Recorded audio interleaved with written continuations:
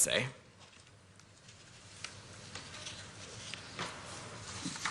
Mr. Secretary, thank you. Mattia Bagnoli, the National Italian News Agency. A little bit of follow-up on the funding issue. Do you fear that what we see now with the supplement, that it is blocked in the Congress, could also happen to this fund proposed by the Secretary General? So it's something that you could see happening down the line.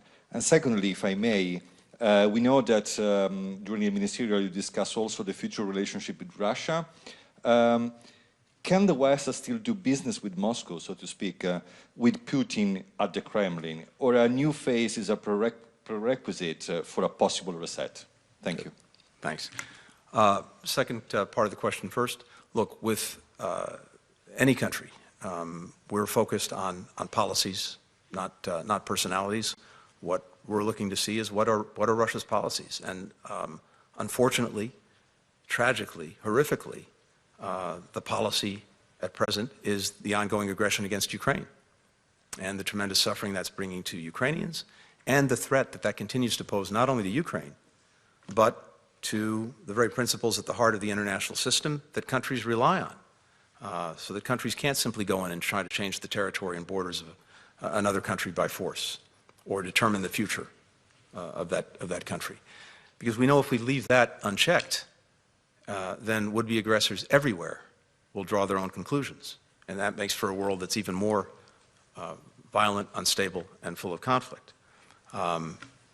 So what we're focused on is what Russia is doing. And as I said, it continues to pursue this aggression against Ukraine.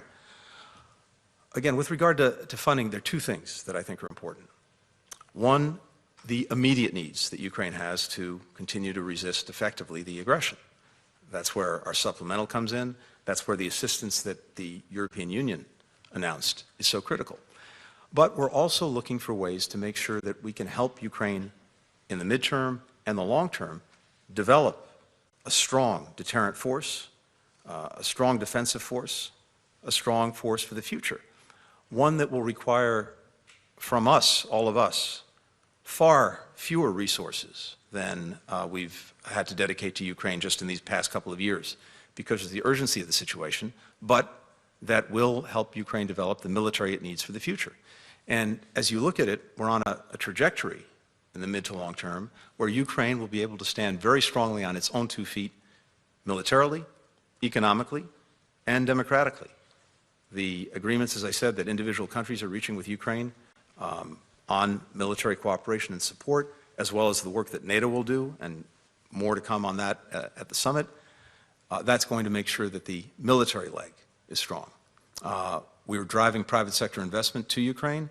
There is tremendous both opportunity and potential there, including having a strong defense industrial base in Ukraine that will help Ukraine and also help other countries.